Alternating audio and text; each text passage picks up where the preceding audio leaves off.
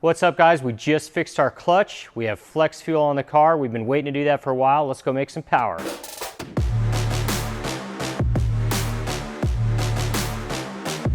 What's going on, guys? It's JP from Autosport.com. Thanks for tuning in. Finally, we have a clutch working on the car. We are so excited. We actually just finished installing the clutch and just getting the car buttoned up today. We finished up our clutch part 2 video and we're already throwing the car on the dyno and starting up the flex fuel video. So I've been waiting to do this for a long time. So we're gonna get this thing strapped down. I'm gonna get Alan in here and he's gonna dial in the car, make sure the ignition timing is all good, make sure the fueling is all good, just make sure the car's running right, make sure to optimize the setup for the ethanol content that's in the car. We have about 33% right now according to the K-Tuner V2.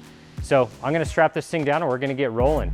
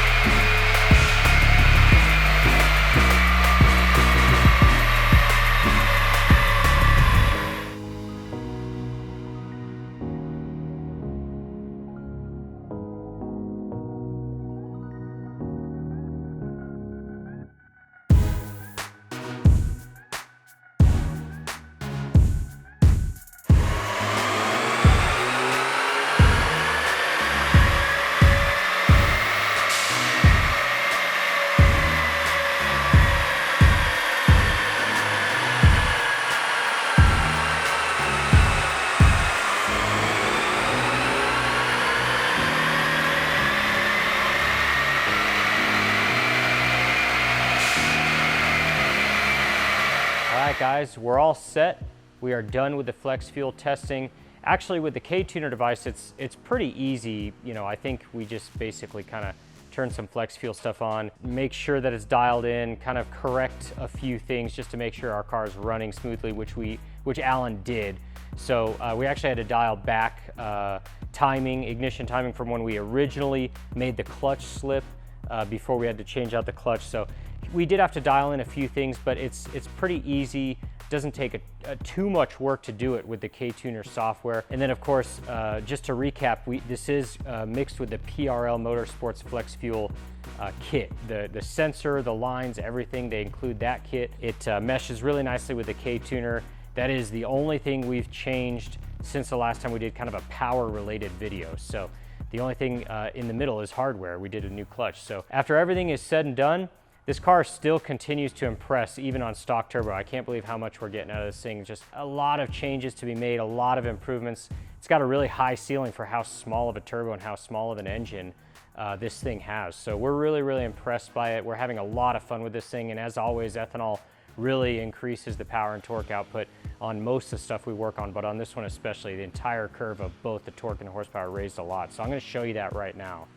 So if you look at where we left off, 297 pound-feet of torque was our peak torque right underneath 300, and we were making about 225 horsepower, peak horsepower. Curve is really nice on horsepower. The turbo doesn't drop off very much, or the power doesn't drop off very much, even though the turbo is really stressed out at the top there for being so small.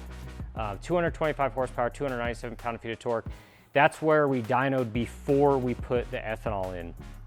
Today, our final numbers on ethanol are in. We're at about 30%, right, just a little bit over 30% ethanol, 327 pound-feet of torque, 250 horsepower at the peaks.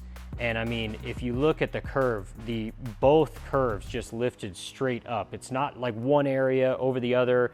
A lot of cars, especially with stock turbos, you'll see the horsepower is really similar up top, but there's a lot more meat in the torque curve because you're able to change the timing and change the boost levels down there.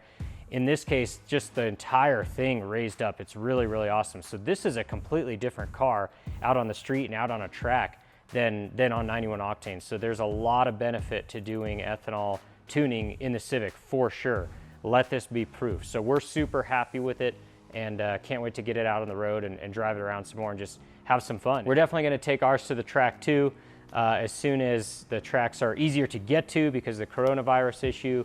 But we'll get there. We'll get her done and get out on the track and have some fun in this thing. So thank you so much for hanging in there with us, watching all of our crap that we've been going through. Even though it kind of makes for good content, we're just super happy with where we're at right now.